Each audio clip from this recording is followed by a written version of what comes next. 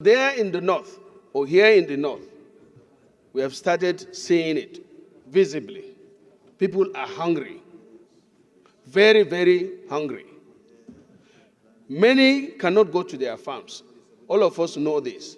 In the north central, the northeast, and the northwest.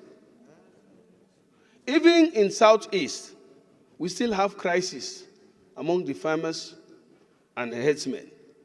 Even in southwest, we still have this crisis. As it is now, a bag of rice is selling at about 100,000. A bag of maize, the same thing. Even prices of tomatoes, onions, and other basic food is high. Distinguished colleagues, as representatives of the people, we need to do something, or at least say something. That's why I co-sponsored this motion, and I believe all of us here are concerned because we are talking to one another. Let's do something. The prayers of the motion is quite clear. If there need, it should be added.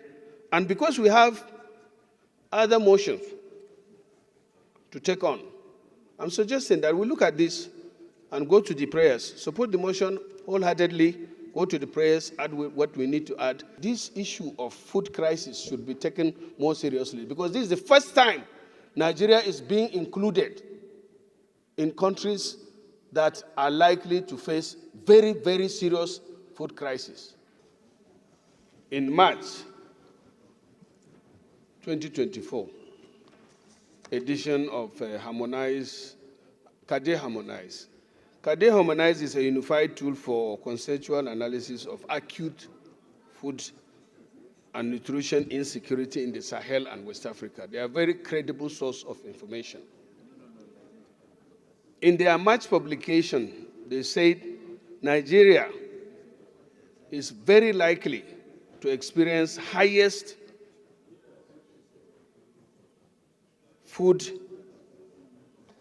session of food insecurity, even though globally, but most severely. Currently, there are 4 countries, including Sudan and some others, that are facing very serious food insecurity. And Nigeria is added to this list this year by International Rescue Committee as one of the hotspots for food insecurity. Action Against Hunger, World Food Programme, FOA, also indicated that over 32 million people are expected to face critical hunger crisis and emerging level between June and August. With that, Mr. President and distinguished colleagues, I hereby second this motion as ably moved by Steve. Thank you. Thank you. Well, distinguished Senator.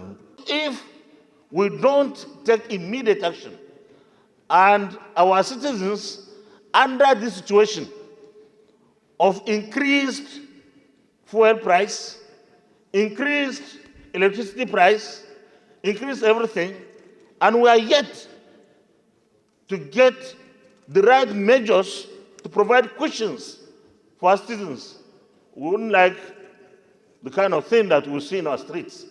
And it is time that we take every possible action together with the executive arm of government to ensure that food flood our country, the right food. Importation, government must be entirely responsible because we cannot take people for granted for too long. We have come almost to the end of their patience. And I think the elasticity is now going to snap if we are not careful. Thank you very much, Mr. President. Thank you. Distinguished colleagues, I'm Ahmed Lawan, I represent Yobe North Senatorial District.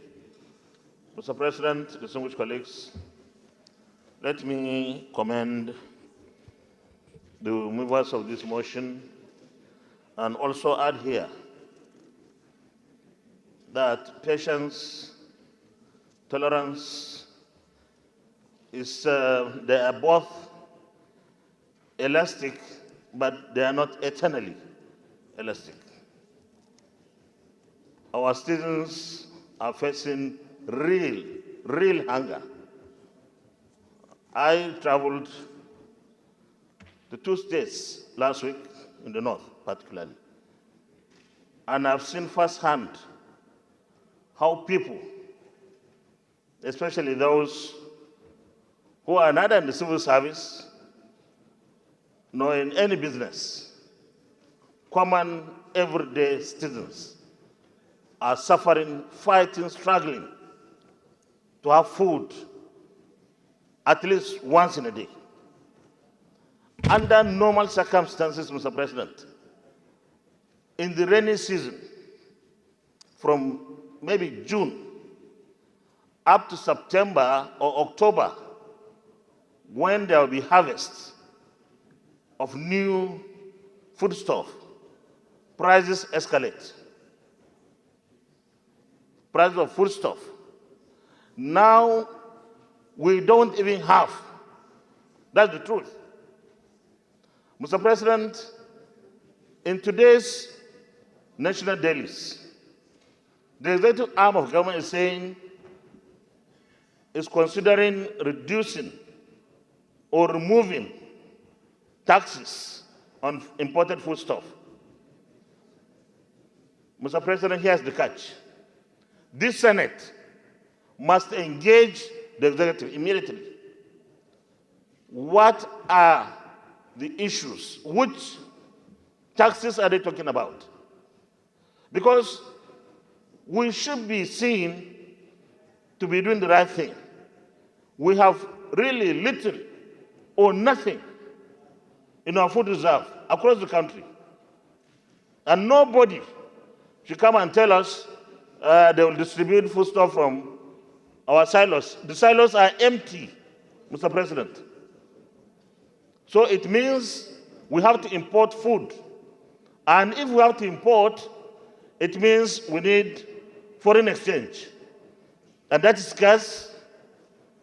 We have to engage with administration. We have to help the administration. Mr. President, we are the most vulnerable in the leadership arrangements of this country, members of the National Assembly. Everybody looks up to senators or members of the House of Reps. In fact, people see senators like the messiahs. Any problem, they say, go for your senator. So, effort made by the current Federal Executive to arrest the consistent increase in food inflation have not yielded the desired result. There is need to be more pragmatic about addressing food insecurity, curbing other farmer crises, kidnapping for ransom and terrorism, and ensure the development of a viable national commodity board to regulate the prices of grains and ensure the elimination of artificial contribution to food and commodity inflation in Nigeria. This bill was enacted in 2015 against the backdrop of the rising cases of violence, especially domestic violence against women. The initial bill sought protection for women from male domination violence. In the face of opposition to its obvious gender-biased nature, the promoters renamed it, tinkered with some of its provisions, introduced seemingly gender-neutral language, and successfully obtained its passage. Its explanatory memorandum states that it prohibits all forms of violence against persons in private and public life and provides protection and remedies for victims and punishment of offenders. Upon close scrutiny of the Act, it becomes obvious that it contains provisions that are inimical to the realization of its objectives. Mr. President, my very distinguished colleagues, going through the provisions of the Act, it is obvious that it is plagued by substantial and drafted challenges. This underscores the necessity for a holistic reform of the Act to bring the provisions in line with the realities of societal change and drafting standards to effective dispensation of justice. For me, I'm saying that this is an emergency. The food situation is an emergency. We must help our people. And part of it is also to make sure it's not just providing food today, it's being able to plant to make sure that latest October, November, we have excess food in the market. Because Nigerians must feed. Everybody's concerned. The primary role of government is to ensure the welfare and security of the citizens. And that is the reason why we are here. We must take emergency steps. The government is doing its best by ensuring that any food item that enters the country is zero levy in order to make sure that people have food. And then, of course, the distribution of these fertilizers across is to enhance production, at least within this period, because after this, they will be useless. So let us make sure that these things are there between now and next week so that we can distribute to our constituents. And we shouldn't keep them. As soon as they come, distribute them. Let the farmers make use of them. That we should urge the federal government of Nigeria to, as a matter of urgency,